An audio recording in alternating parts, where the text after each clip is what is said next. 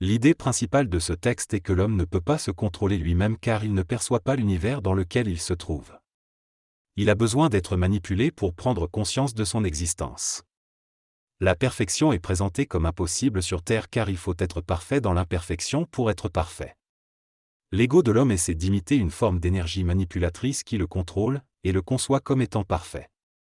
L'individu exprime son incompréhension face aux événements de la vie tels que les naissances d'enfants mal formés ou les maladies qui touchent les personnes bonnes et épargnent les criminels.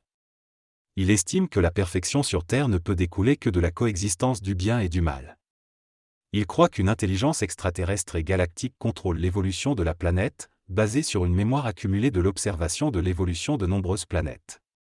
Il considère que cette intelligence n'est pas parfaite ni intelligente au sens humain, mais qu'elle semble l'être du fait de sa mémoire immense. Les plans physiques, vitaux, astraux et mentaux sont tous considérés comme des expressions de la mémoire et de l'astralité de l'être humain, qui possède un potentiel de spiritualisation et de densification variable selon les plans. L'énergie supramentale, d'origine galactique, descend actuellement sur Terre. Elle est liée au plan astral et à la mémoire de la planète. L'homme a accès à cette mémoire planétaire mais n'a pas encore accès à l'astralité galactique. Pour cela, il doit évoluer spirituellement vers un niveau supérieur. L'homme peut exprimer son émotivité et sa mentalité, mais il découvre également l'existence d'une autre forme de conscience, l'énergie supramentale. Cette énergie est indépendante de la Terre et est reliée à la galaxie et au système solaire. En la laissant s'exprimer, l'homme devient plus humain et moins souffrant. L'énergie supplémentaire n'est pas intemporelle, elle est dans une forme de temps différente de celui de la Terre. Les énergies créatrices qui ont donné naissance à notre univers ne sont pas impliquées dans notre évolution, mais il existe des formes d'énergie immortelles et intemporelles qui peuvent avoir un début mais pas de fin. Ces énergies ne rayonnent pas actuellement dans notre continuum de temps. Le concept de mémorialité du vital et de l'astral se réfère à la représentation de la vitalité planétaire et de l'astral individuel. Actuellement, l'astralité planétaire est principalement liée à l'ego, mais elle tend à être attirée par des énergies supérieures. En développant notre mental, on peut accéder à la couche supramentale, liée à notre galaxie. La personnalisation de cette couche permet à la Terre d'accéder à une énergie appelée énergie bouddhique, provenant de plusieurs galaxies. Plus loin, l'énergie divine enveloppe le temps et l'espace. En se libérant du temps et de l'espace, l'homme peut atteindre un état indépendant et avoir accès à un corps morantiel. Le corps permet d'accéder à une énergie encore plus élevée, au-delà de l'énergie divine.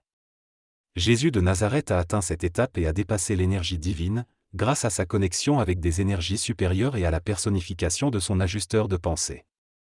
Il est devenu conscient de sa véritable nature et a réalisé sa connexion avec la vie. Dans cette discussion, il est expliqué que dans l'évolution, l'homme va d'abord personnaliser son énergie mentale avant de personnaliser son énergie vitale. Le Nazaréen, qui était une figure spirituelle, était capable de guérir en raison de l'énergie vitale personnalisée qu'il possédait. Il est également mentionné qu'il existe une énergie divine périphérique au temps et à l'espace, que le Nazaréen appelait son père. Le Nazaréen a continué son cheminement sur Terre pour développer plusieurs formes d'énergie et faciliter la sortie du temps et de l'espace. Il était capable de gérer sa propre évolution et celle des autres, et il est présenté comme ayant atteint un état de vie total, intemporel et immortel. On explique également que son corps physique est mort sur la croix, mais que son énergie vitale a quitté immédiatement, laissant son corps pourrir rapidement. Le Nazaréen est ensuite décrit comme ayant fait des expériences sur lui-même pour établir des faits dans les énergies, mais cela est difficilement compréhensible avec les mots actuellement disponibles. L'auteur explique que le Nazaréen, prêt à partir, était conscient que son père n'était pas réellement son père, mais plutôt un père intemporel situé en dehors de nos énergies universelles. Ce père ne voulait pas que le Nazaréen meure sur une croix, mais il a accepté de passer par la crucifixion dans le but d'augmenter l'énergie vibratoire de la planète Terre. Ainsi, l'humanité aurait accès à des énergies supérieures. Le Nazaréen a également joué avec la mort lors d'une expérience avec un autre initié afin de finaliser son travail et de pouvoir se libérer de l'espace-temps. Lazare, mentionné dans les textes sacrés, n'était pas réellement mort lors de sa résurrection. En résumé, Lazare était malade physiquement et subissait des mutations au niveau supramental. Le Nazaréen, ayant une relation intime avec Lazare, lui a offert la possibilité de faire un cheminement spirituel en étant en contact avec l'énergie supramentale. Lorsque Lazare est mort, son corps physique est mort mais sa vitalité est restée. Le Nazaréen l'a appelé et Lazare est ressuscité. Grâce à l'énergie laser dirigée par le Nazaréen. Cependant, la mémoire de Lazare ne se souvient pas de cette expérience. Le Nazaréen a ensuite finalisé son propre cheminement en maîtrisant le temps et l'espace, puis en fusionnant les 7 plans. Finalement, il est devenu intemporel et immortel. Dans cette discussion, il est mentionné que le Nazaréen, Jésus, a laissé son corps se décomposer après sa mort, tandis que Lazare a conservé sa conscience cellulaire. La différence entre les deux résiderait dans le fait que la conscience cellulaire du Nazaréen vibrait à un taux élevé, sortant ainsi de la loi de la relativité, tandis que Lazare avait une personnalisation presque achevée de l'énergie supramentale. Le Nazaréen était donc plus évolué. Il est également dit que le corps du Nazaréen était préparé et choisi en fonction de la disponibilité d'un corps physique adéquat dans la race humaine. La génétique humaine est décrite comme étant contrôlée pour éviter une race déséquilibrée.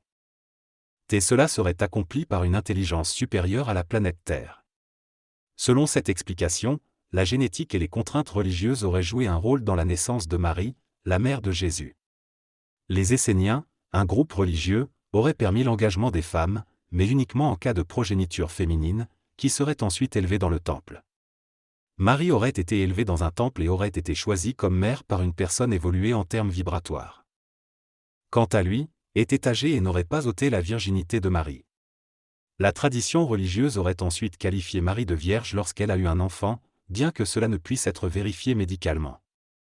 Les vibrations nécessaires à la naissance du Nazaréen auraient dû être au minimum de type vital, mais on aurait présenté cela comme impur dans les religions.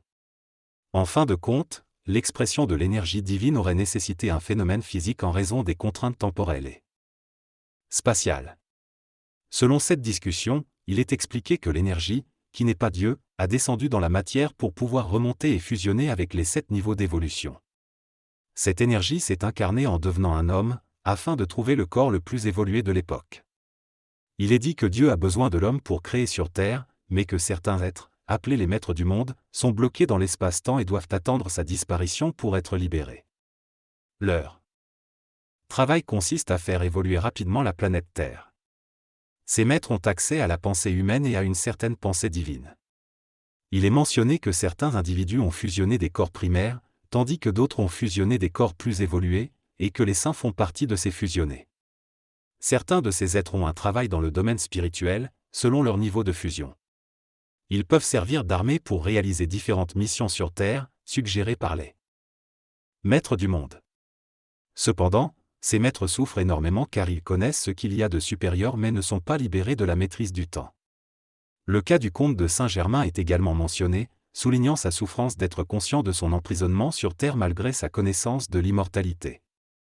En fin de compte, il est dit que pour atteindre une évolution intelligente, l'homme doit fusionner avec les 7 niveaux d'évolution. L'idée principale de ce texte est que l'objectif de l'humanité est de fusionner ces différents corps pour atteindre l'intemporalité et rejoindre une dimension supérieure. Cependant, cela ne peut se faire que lorsque la planète Terre se connectera au système solaire, puis à la galaxie et finalement à l'univers. Les individus qui ont atteint ce niveau de fusion ont pour mission de fusionner leurs écarts et de se libérer du temps.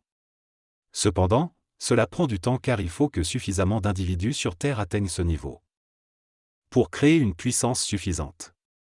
Les maîtres du monde, quant à eux, cherchent à maintenir la masse dans un certain état d'évolution tout en encourageant certains individus à fusionner leurs quarts pour rejoindre leur rang. Le narrateur affirme que son travail, ainsi que celui d'autres, est de fusionner les 7 quarts et de ne pas être manipulé par les maîtres du monde. Il déclare également qu'il y a eu une seule fusion des 5 corps connus sur Terre, celle du Nazaréen. La fusion des 5 corps peut avoir des répercussions sur l'environnement et l'entourage de l'individu, mais cela n'a pas d'impact au niveau planétaire. Après avoir annoncé qu'il ne prononcerait pas en public, le narrateur affirme que de nombreuses personnes doivent être en train de se retourner dans leur tombe en entendant cela. Il considère que la mort est le meilleur endroit pour se fondre et avoir la paix. Il propose ainsi de s'organiser pour mourir. Après cette réflexion, le narrateur annonce une petite pause de 15 à 20 minutes avant de revenir à d'autres questions.